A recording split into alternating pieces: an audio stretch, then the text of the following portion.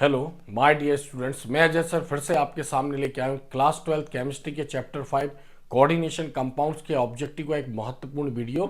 मैं ये भी बता दूं कि जो ऑब्जेक्टिव आज मैं आपको बताने वाला हूँ फाइनल एग्जाम में इसी में से ऑब्जेक्टिव पूछे जाते हैं। ये जो मैंने ऑब्जेक्टिव बनाए हैं ये फिलिंग द ब्लैंक्स फॉर्म में बनाए हैं। ये एग्जाम में किसी भी फॉर्म में आ सकते हैं। Choose the correct answer, one word, match the column, true false और फिलिंग द ब्लैंक्स। ये जो ऑब्जेक्टिव हैं ये मैं बता दूं 2005 से लेकर 2024 तक एग्जाम में बार बार इन्हीं में से पूछा गया, इन्हीं में से ही पूछता है और इसी में से ही आगे 2025 के पेपर में वो पूछेगा। तो मैं आपको ये भी बता दूं ये जो ऑब्जेक्टिव है यहाँ पर ये हम इसको फिलिंग द ब्लैंक्स फॉर्म में पढ़ेंगे। स्पेशल अगर हम बात करें सभी बोर्डों में ये बहुत इंपॉर्टेंट है, इन्हीं में से आते क्योंकि चैप्टर के बहुत यूनिक ऑब्जेक्टिव हैं। बट ये एमपी बोर्ड के एग्जाम में बहुत ज़्यादा पूछे जाते हैं और हर साल एग्जाम में इस चैप्टर में से ऑब्जेक्टिव आते हैं। तो अगर आप आज ये वीडियो मेरा देखते हैं तो आपके ऑब्जेक्टिव सारे क्लियर हो जाएंगे। तो आप बने रहिए मेरे साथ। तो यहाँ पर हम देखते हैं चैप्टर 5 कोऑर्डिनेशन कंपाउंड्स और very important objective for board exam. तो फर्स्ट क्वेश्चन हमारा यहाँ पर है EDT is dash dash legend. तो ईडीटी है किस प्रकार का लिजेंड है। चूंकि जो चैप्टर है कोऑर्डिनेशन कंपाउंड्स यानी कोऑर्डिनेशन कंपाउंड जिसमें सेंट्रल मेटल यानी डी ब्लॉक एलिमेंट और ट्रांजिशन मेटल किसी अदर एटम या किसी मॉलिक्यूल से या किसी आयन से कोऑर्डिनेट बॉन्ड द्वारा अटैच होती है। इसमें जो मेटल है वो सेंट्रल मेटल कहलाएगी और इससे जो अदर एटम यानी जो अदर सब्सटेंस से जुड़े होंगे उनको हम लिजेंड बोलते हैं। लिजेंड के पास लॉन पेयर होता है, लॉन पेयर मेटल को देके कोऑर्डिनेट बॉन्ड बनाता है। तो ऐसे कोऑर्डिनेशन जो कॉम्प्लेक्स है या कोऑर्डिनेशन कंपाउंड है उनका फॉर्मेशन होता है। तो ईडीटी एक लिजेंड है। किस टाइप का लिजेंड है? इसमें जो डोनर एटम है वो 6 डोनर एटम है यानी 6 लॉन पेयर ये दे सकता है, यानी इसका कोऑर्डिनेशन नंबर 6 है।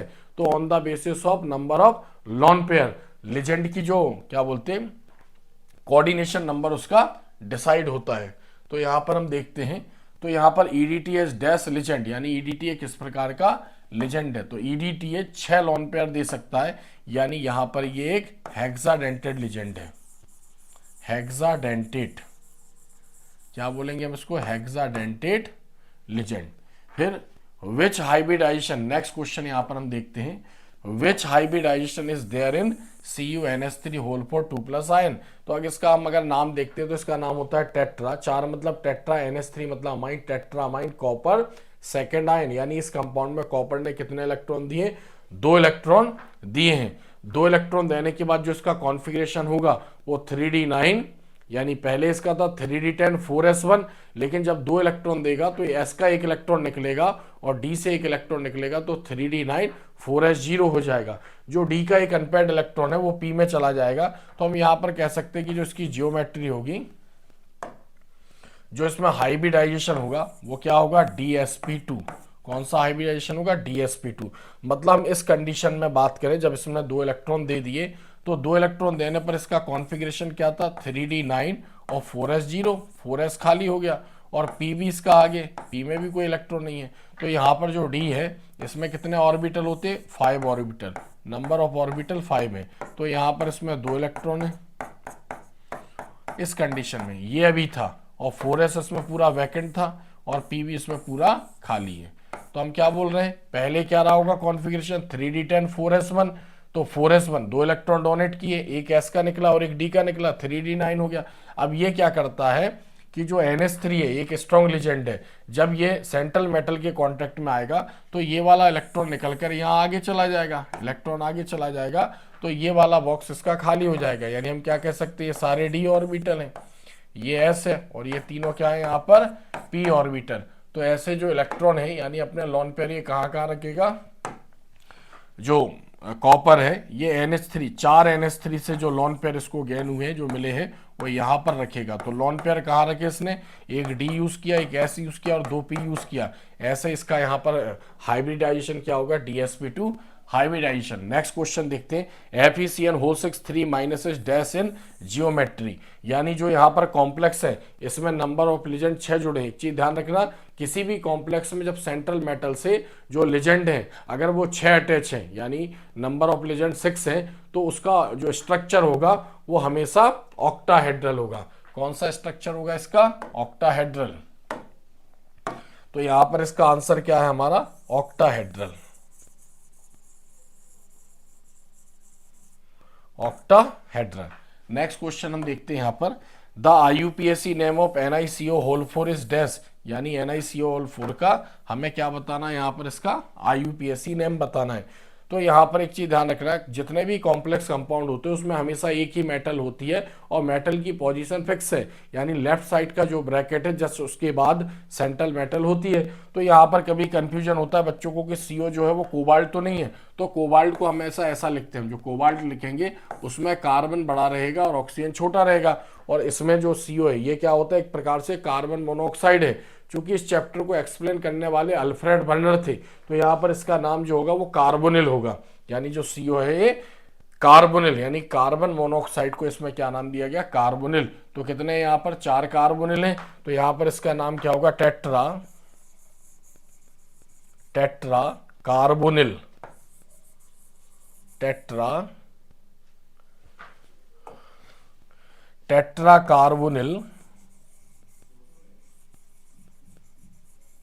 Tetra carbonyl. और उसमें मेटल क्या है, निकिल, निकिल। और चूंकि वो एक न्यूट्रल एजेंट है, उसने उसके ऊपर कोई चार्ज नहीं होता है, तो यहाँ पर जो निकिल है उसकी वैलेंसी क्या होगी, 0 होगी। मतलब इस कंपाउंड में निकिल ने कोई भी इलेक्ट्रॉन नहीं दिया है, यानी अगर इलेक्ट्रॉन नहीं दे रहा है तो हमें उसकी 0 वैलेंसी यानी 0 बताना भी कंपलसरी है। तो ऐसे इसका नाम है टेट्रा कार्बोनिल निकिल 0। एक चीज और ध्यान रखें, इनको एक साथ भी लिख सकते हैं। कहा जाता है कि इनके लिखने के जो रूल होते हैं इनके बीच में कोई स्पेस नहीं होना चाहिए, तो टेट्रा कार्बोनिल निकिल को हम एक साथ विदाउट स्पेस के भी लिख सकते हैं। तो नेक्स्ट हमारा यहां पर क्वेश्चन है, the oxidation state of iron in FeCN whole 6 3 यानी इस कंपाउंड में आयरन ने कितने इलेक्ट्रॉन दिए हैं। तो हम इसको देखते हैं आगे।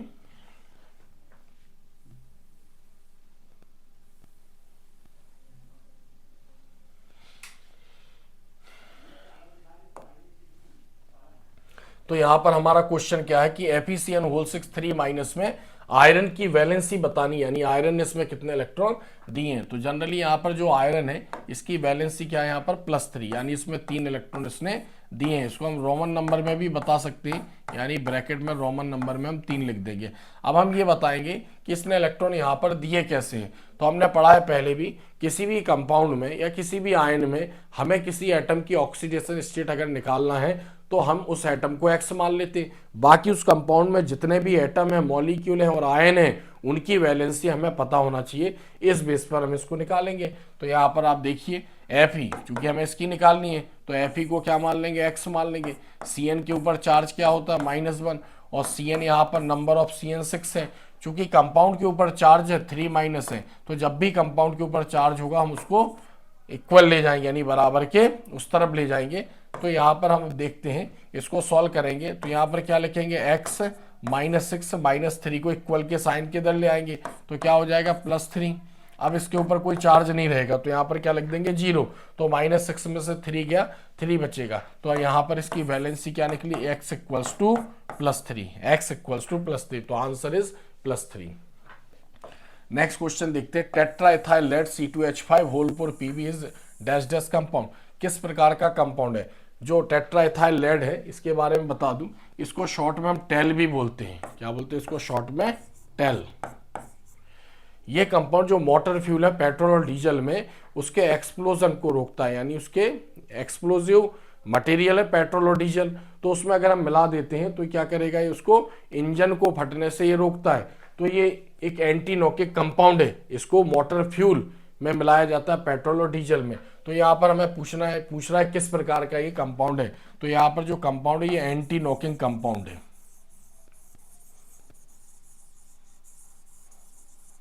Anti knocking compound, anti knocking compound है ये, यानी उसको एक्सप्लोज होने से रोकता है। नेक्स्ट क्वेश्चन है यहाँ पर, dash isomerism is found in, ये 2 प्रकार के कॉम्प्लेक्स कंपाउंड हमारे को दिए गए हैं, CONH3 होल 5 Br और बाहर है SO4, and CONH3 whole 5 SO4 और बाहर है Br। एक चीज ध्यान रखना, स्क्वायर ब्रैकेट यानी जो बड़े ब्रैकेट होते हैं इनके अंदर मेटल और लिजेंड होता है और इसके बाहर का जो एरिया होता है उसको हम काउंटर आयन बोलते हैं। मतलब जो राइट साइड यानी जो ब्रैकेट है राइट साइड का उसके बाहर का जो एरिया होगा वो कहलाएगा एनायनिक स्फीयर और इसके पहले जो होगा वो कहलाएगा कैटायनिक स्फीयर। ऐसे कंपाउंड को जो वाटर में हम डिसॉल्व करते हैं तो बाहर का एरिया जो होता है वो आयोनाइज हो जाता है यानी बाहर आयन के फॉर्म में निकल जाता है। तो यहाँ पर जो होगा ये एनायनिक एरिया है, इसको हम ये जब भी इसको वाटर में डालेंगे इस कंपाउंड को तो इलेक्ट्रॉन लेके बाहर निकल जाएगा। तो यहाँ पर हम देख रहे हैं कि हमने पढ़ा है isomerism. Isomerism the organic compounds which have same molecular formula but different type of structures are called isomers to each other and the phenomena is called isomerism। तो यहाँ पर हम देख रहे हैं कि जो कंपाउंड है इन दोनों के फॉर्मूले एक जैसे हैं। यहाँ पर बाहर क्या है SO4 है और यहाँ पर बाहर क्या है Br है। मतलब जब इन कंपाउंड को वाटर में डिसॉल्व करेंगे तो इनसे अलग अलग टाइप के आयन रिलीज होंगे। तो इसमें कौन सा आइसोमेरिज्म होगा, इसमें होगा ionization, ionization isomerism, ionization isomerism. तो हमारा आंसर क्या है कि इन दोनों कंपाउंड में आयोनाइजेशन आइसोमेरिज्म पाया जा रहा है यानी दोनों के फॉर्मूले तो एक जैसे बट वाटर में डिसॉल्व करने पर डिफरेंट टाइप के आयन ये लूज करते हैं, इसलिए ionization isomerism. Next question, vitamin B12 is a complex of dash metal यानी विटामिन B12 में कौन सी मेटल पाई जाती है। तो विटामिन B12 में कोबाल्ट पाया जाता है। क्या पाया जाता है इसमें, कोबाल्ट, कोबाल्ट। तो आंसर क्या है इसका, कोबाल्ट। इसी टाइप से नेक्स्ट अगला क्वेश्चन है, haemoglobin is a complex compound of dash metal यानी हीमोग्लोबिन कौन से मेटल का कॉम्प्लेक्स कंपाउंड है। तो हमने छोटी क्लासों में ही पढ़ा है, इसको बायो में पढ़ा है। जो हीमोग्लोबिन होता है वो आरबीसी रेड ब्लड सेल के अंदर पाया जाता है, वो लाल कलर की होती है। हीमोग्लोबिन जो होता है वो रेड कलर का है।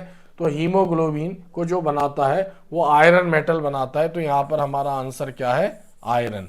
हम यहाँ सिंबल भी लिख सकते थे इसका Fe, इसका भी सिंबल यहाँ पर हम CO यूज कर सकते थे। नेक्स्ट क्वेश्चन इसी से related, chlorophyll is a complex compound of dash metal. Chlorophyll में कौन सा, मतलब क्लोरोफिल कौन सी मेटल का कॉम्प्लेक्स कंपाउंड है। तो क्लोरोफिल में मैग्नीशियम होता है। कौन सी मेटल होती है, मैग्नीशियम, मैग्नीशियम। यहां पर भी हम इसको Mg लिख सकते थे यानी Mg लिखने पर भी हमें इसके आंसर मिल जाएंगे। नेक्स्ट आगे देखते हैं हम आगे के क्वेश्चन।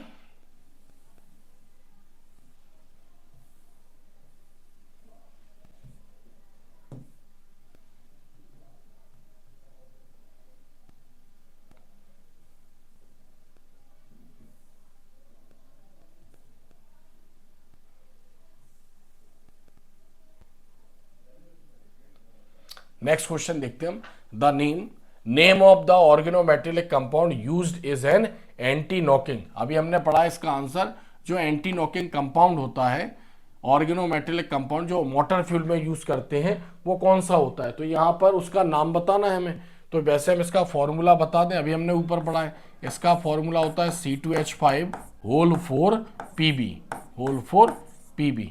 तो यहाँ पर C2H5 कितने 4 है, तो 4 के लिए हम क्या वर्ड यूज करते हैं, टेट्रा। क्या वर्ड यूज करेंगे हम, टेट्रा। और C2H5 का नाम होता है इथाइल, तो टेट्रा इथाइल। और यहाँ पर जो PB होता है वो लेड होता है, तो इसका नाम क्या है, टेट्रा इथाइल लेड। इसको शॉर्ट में टेल भी बोलते हैं, एक ऑर्गेनोमेटेलिक कंपाउंड है। तो ऐसे करके जो हमने क्वेश्चन देखा यहाँ पर 11 नंबर का हमने क्वेश्चन देखा।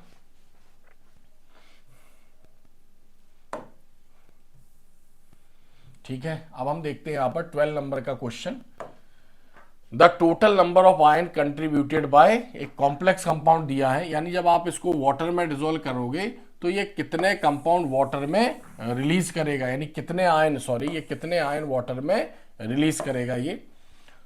तो इसको हम डालेंगे, जैसे हमने बोला कॉम्प्लेक्स कंपाउंड के जो बाहर का एरिया होता है वो आयोनाइज हो जाता है और जो अंदर वाले होते हैं, जो अंदर वाला ग्रुप होता है वो नॉन आयोनाइजेबल है यानी क्योंकि उसके बीच में कोऑर्डिनेट बॉन्ड है।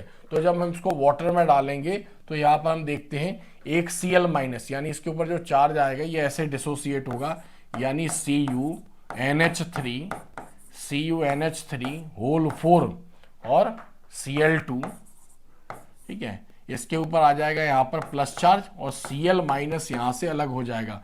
तो ये पूरा सिंगल आयन के समान बिहेव करेगा और ये भी एक सिंगल आयन है। तो जब इसको वाटर में डिसॉल्व किया गया तो इसने कितने आयन लूज किए, 2 टाइप के आयन दिए। तो यहाँ पर हमारा आंसर क्या है, 2। अगर हम इसका नाम देखें तो इसका नाम क्या होता है यहाँ पर, टेट्राइमाइड डाइक्लोरिडो कॉपर, और यहाँ पर इसकी वैलेंसी कितनी हो जाएगी, एक्चुअली इसमें थोड़ा सा इसकी जो वैलेंसी है यहाँ पर जो क्लोरीन है ये Cl2 नहीं होना चाहिए, यहाँ पर केवल Cl होना चाहिए। क्या होना चाहिए, Cl, क्योंकि कॉपर की वैलेंसी या तो +1 होती है या +2 होती है। तो यहाँ पर भी हम इसको करेक्शन कर देते हैं। तो अंदर जो भी हो, बट फिर भी ये वाटर में कितने आयन लूज करेगा, 2 आयन लूज करेगा। तो इसका नाम है यहाँ पर tetraammine chlorido copper second chloride. Next question यहाँ पर हम देखते हैं, the oxidation number of iron in compound, यानी कॉम्प्लेक्स कंपाउंड में हमें किसका बताना है, आयरन की ऑक्सीडेशन स्टेट बतानी है। तो यहाँ पर इसका आंसर जो है, इसकी ऑक्सीडेशन स्टेट कितनी है यहाँ पर, 3, यानी इसकी ऑक्सीडेशन स्टेट है यहाँ पर 3, या रोमन नंबर में हम इसको ऐसा लिख सकते हैं। इसके पहले भी हमने एक क्वेश्चन पढ़ा है, उसमें और उसमें कोई डिफरेंस नहीं है, उसके ऊपर चार्ज था, यहाँ पर जो है इसमें कैटायनिक स्पेयर हो गया। फिर भी मैं आपको बता दूं, जिसकी ऑक्सीडेशन स्टेट निकालनी है उसको हम क्या मान लेंगे, X मान लेंगे, बाकी सबकी पता होनी चाहिए। तो पोटेशियम की वैलेंसी हमेशा +1 होती है, नंबर ऑफ पोटेशियम यहाँ पर 3 है, आयरन को क्या मान लेंगे यहाँ पर, X मान लेंगे। Cn की ऑक्सीडेशन स्टेट -1 होती है और नंबर ऑफ Cn क्या है यहाँ पर 6 है। कंपाउंड के ऊपर कोई चार्ज नहीं है, इसलिए हमने यहाँ पर क्या लगाया, 0। अब हम इसको सॉल्व करेंगे, यानी +3 + x - 6 = 0। इसमें से ये लेस हो जाएगा तो यहाँ पर x = क्या आ जाएगा, +3। तो हमारा आंसर क्या है यहाँ पर, +3 is the oxidation state of Fe in K3FeCN whole 6। Next यहाँ पर अगला क्वेश्चन हम देखते हैं, द आइसोमेरिज्म रिप्रेजेंटेड बाय, ये कंपाउंड दिया है, एंड कौन सा आइसोमेरिज्म हो गया। अब देखो फिर मैं बता रहा हूं, आइसोमेरिज्म मतलब जिसमें कंपाउंडों के फॉर्मूले तो एक जैसे होंगे लेकिन उनके स्ट्रक्चर डिफरेंट टाइप के होंगे। तो यहाँ पर हमारे सामने 2 कंपाउंड दिए गए, इसमें हमें बताना कौन सा आइसोमेरिज्म है। हम देख सकते हैं दोनों के फॉर्मूले यहाँ पर एक जैसे, बट यहाँ पर जो है वो NO2 है और यहाँ पर जो है वो NO है। तो हमने पढ़ा है कॉम्प्लेक्स कंपाउंड में कोई ऐसा ग्रुप जिसमें अलग अलग डोनर एटम होते हैं लेकिन एक ही टाइम में कोई एक लोन पेयर दे पाएगा, तो उसको बोलते हैं हम एम्बीडेंटेड लिजेंड। जब भी एम्बीडेंटेड लिजेंड किसी कॉम्प्लेक्स कंपाउंड में होता है तो उस आइसोमेरिज्म का नाम होता है लिंकेज आइसोमेरिज्म, यानी इसका नाम क्या है यहाँ पर, लिंकेज आइसोमेरिज्म। यानी पहले सेंट्रल मेटल से NO2 अटैच है, फिर यहाँ पर NO2 में मतलब नाइट्रोजन अटैच है, यहाँ पर मेटल से कौन अटैच है, नाइट्रोजन, और यहाँ पर जो मेटल से अटैच है वो ऑक्सीजन अटैच है। तो ग्रुप तो एक ही है, एक नाइट्रोजन 2 ऑक्सीजन, लेकिन एक टाइम में कोई एक ही उसको सेंट्रल मेटल को लोन पेयर दे पाएगा। तो जब भी कोई भी एम्बीडेंटेड लिजेंड अंदर होगा और आइसोमेरिज्म पूछेगा तो उस आइसोमेरिज्म का नाम होता है लिंकेज आइसोमेरिज्म। नेक्स्ट देखते हैं अगला क्वेश्चन हम,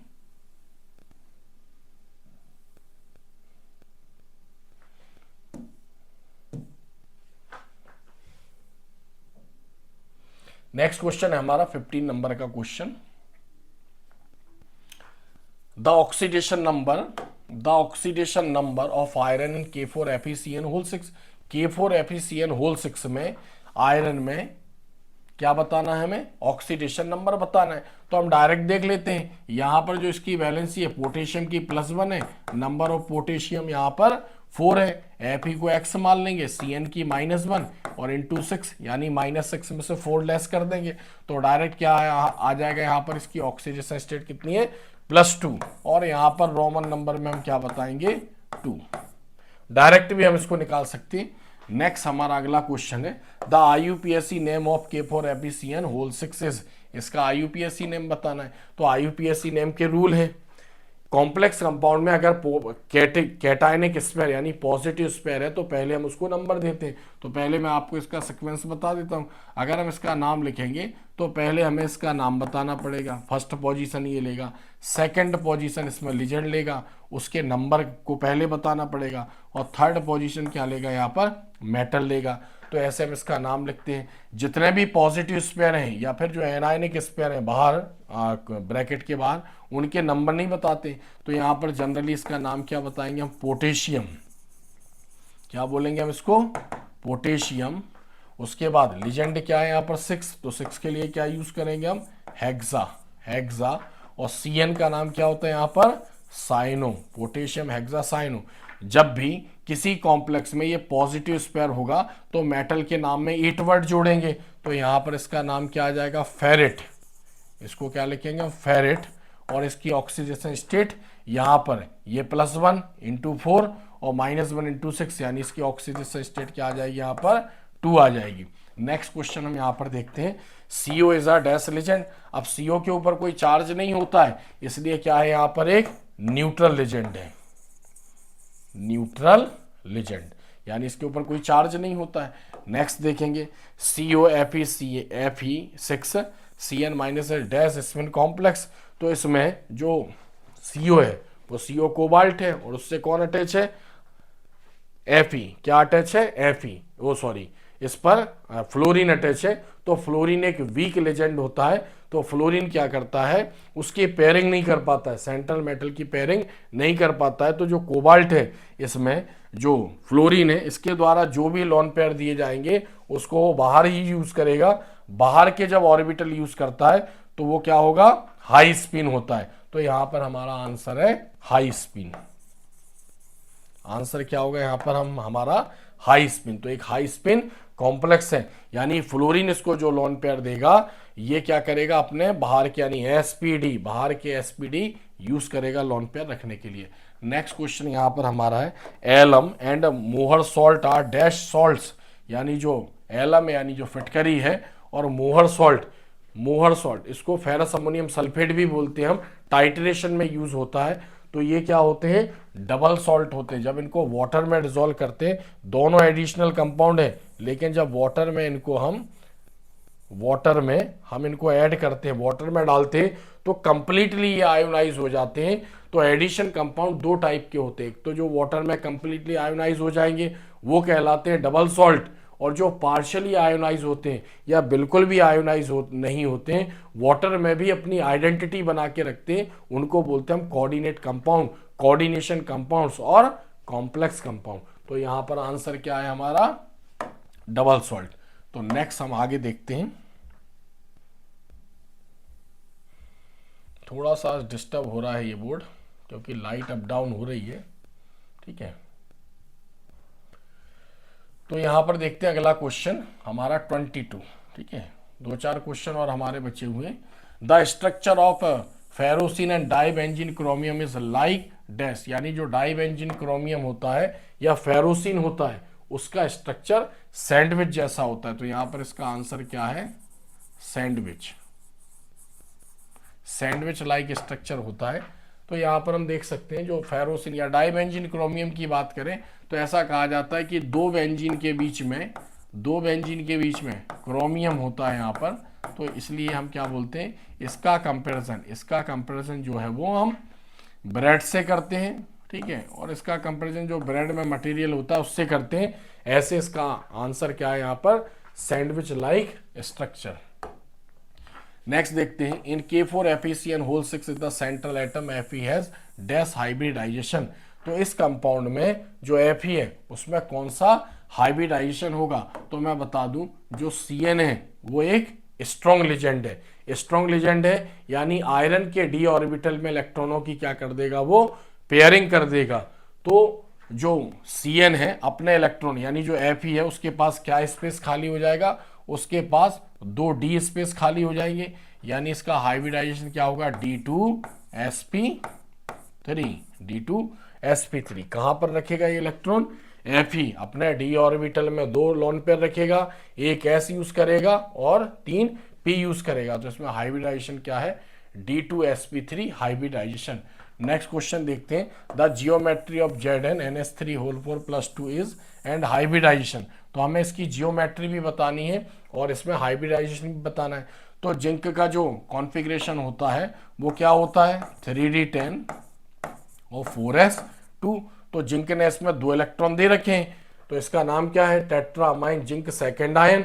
तो इसमें जो 2 इलेक्ट्रॉन इसने दे रखे हैं वो s खाली कर देगा, d के ऊपर कोई इफेक्ट नहीं पड़ा। अब जो NH3 इसको लॉन पेयर देगा तो क्या करेगा, s खाली हो गया और p भी इसके पास है, तो एक लॉन पेयर s में रखेगा और एक 3p में रखेगा। तो ऐसे हाइब्रिडाइजेशन क्या हो गया इसका, sp3 हाइब्रिडाइजेशन।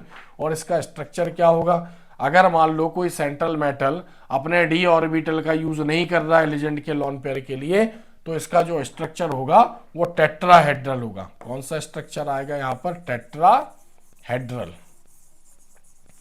क्योंकि मैंने आपको बताया है जब भी किसी कॉम्प्लेक्स कंपाउंड में लिजेंड से मेटल से 4 लिजेंड जुड़े होते हैं तो उसका स्ट्रक्चर स्क्वायर प्लेनर भी हो सकता है और टेट्राहेड्रल भी हो सकता है अगर 4 लिजेंड जुड़े हैं। अगर मान लो सेंट्रल मेटल अपने डी के ऑर्बिटल यूज नहीं कर रहा है लॉन पेयर के लिए तो वो टेट्राहेड्रल होगा, और अगर मान लो डी का एक ऑर्बिटल यूज करता है, 4 लिजेंड अगर उससे अटैच है तो उसका स्ट्रक्चर स्क्वायर प्लेनर होगा। नेक्स्ट यहां पर हमारा क्वेश्चन है, NH2 is a dash legend, यानी किस टाइप का लिजेंड है ये। तो यहां पर एक लॉन पेयर इसके पास होता है, एक लॉन पेयर इसके पास होता है। जब ये मेटल से अटैच होंगे तो कितने लॉन पेयर देंगे, ये 2 लॉन पेयर देंगे। तो 2 लॉन पेयर देने के आधार पर इसको हम बोलेंगे बाइडेंटेड लिगेंड। क्या बोलेंगे इसको, बाइडेंटेड। इसका नाम क्या होगा, बाइडेंटेड, या फिर हम इसको डाइडेंटेड भी बोलते हैं, डाइडेंटेड लिजेंड, बाइडेंटेड या डाइडेंटेड लिजेंड। क्लियर है, यानी 2 लॉन पेयर ये दे पा रहा है। फिर 24 dash proposed theory of coordination compounds. Coordination compounds की जो थ्योरी दी थी वो किसने दी थी, वो अल्फ्रेड बर्नर ने दी थी। तो यहां पर आंसर क्या है, हमारा आंसर है अल्फ्रेड वर्नर। अल्फ्रेड वर्नर ने कॉम्प्लेक्स कंपाउंडों को समझाया था, तो थ्योरी जो जिसके द्वारा प्रपोज्ड किया गया था वो अल्फ्रेड वर्नर थे। Next question, the oxidation state of NiCO whole 4 complexes, यानी इसमें निकल ने कितने इलेक्ट्रॉन दिए हैं। तो इधर देखो, इसमें Ni जो है वो सेंट्रल मेटल है और ये जो है वो लिजेंड है, बट न्यूट्रल लिजेंड है, इसके ऊपर कोई चार्ज नहीं होता। तो इसके पहले भी हमने इसको पढ़ा है, इसका नाम होता है टेट्रा कार्बोनिल निकल 0, यानी इसने कोई भी इलेक्ट्रॉन यहाँ पर नहीं दिया है, इसलिए यहाँ पर इसकी ऑक्सीडेशन स्टेट कैसी होगी, 0। हम इसको ऐसा भी लिख सकते हैं 0, ठीक है। नेक्स्ट क्वेश्चन हम यहाँ पर देखते हैं, 1-2 क्वेश्चन और हमारे रह गए होंगे, ठीक है। तो यहां पर हम देख सकते हैं अगला क्वेश्चन है 26 dash hybridization occurs in NiCO whole 4, यानी जो निकल है इस कंपाउंड में निकल के पास कौन सा हाइब्रिडाइजेशन है। तो मैं यहां पर आपको बता दूं, यहां पर जो CO है ये एक स्ट्रॉन्ग लिजेंड है, पेयरिंग करता है। तो यहां पर पहले थोड़ा सा हम निकल का कॉन्फ़िगरेशन देखते हैं। तो जो निकल है इसका जो कॉन्फ़िगरेशन होता है वो होता है 3d8 4s2 और 4p इसमें खाली है। तो CO एक स्ट्रॉन्ग लिजेंड है, तो यहां पर s के इलेक्ट्रॉन निकल कर किस में आ जाएंगे, d में आ जाएंगे, d फुलफिल हो जाएगा। तो फिर जो 4 CO है यानी कार्बोनिल है वो लॉन पेयर रखने के लिए एक s यूज करेगा और 3 p यूज करेगा, इसलिए इसमें हाइब्रिडाइजेशन क्या होगा, sp3। इसका जो आंसर होगा वो होगा sp3 हाइब्रिडाइजेशन। नेक्स्ट क्वेश्चन देखते हैं, हमारा last question 27 complex CuNH3 whole 6Cl2 produce dash ions in solution. जब हम इसको वाटर में डालेंगे तो कितने आयन ये देगा। तो जब हम इसको वाटर में डालेंगे तो यहां देख सकते हैं इसके ऊपर आ जाएगा पॉजिटिव चार्ज, यानी CuNH3 होल 6, यहां पर Cl इससे 2 अटैच है तो यहां पर इसके ऊपर positive charge single positive ion के समान बिहेव करेगा, और जो 2 Cl हैं ये अलग हो जाएंगे इसमें, यानी टोटल इसने कितने आयन दिए, एक तो पूरा सिंगल आयन ये हो गया, एक ये हो गया और एक ये हो गया। तो ऐसे इसने वाटर में 3 आयन दिए, तो इसका आंसर क्या होगा यहाँ पर 3 होगा। तो ऐसे आज हमने कॉम्प्लेक्स कंपाउंड यानी कोऑर्डिनेशन कंपाउंड्स के बहुत ही मोस्ट इंपॉर्टेंट ऑब्जेक्टिव को समझा है। मैंने इसको अपने हिसाब से समझाने की कोशिश करी। अगर आपको ये समझ में आया हो तो आप इस वीडियो को लाइक करें, चैनल को सब्सक्राइब करें और कमेंट्स में लिखें। अगर आप चाहते हैं कि किसी और टॉपिक पर मैं वीडियो बनाऊं तो मैं आपके लिए अच्छे वीडियो आपके कमेंट्स पर, आपकी कमांड पर, आपके कमेंट्स पर मैं ला सकता हूं। अगर वीडियो अच्छा लगे तो अपने दोस्तों को भी इसको शेयर कर सकते हैं ताकि उनके भी बोर्ड एग्जाम में अच्छे मार्क्स आएंगे। ऐसे ही वीडियो मैं आपके सामने लाता रहूंगा। आज के लिए इतना ही, धन्यवाद।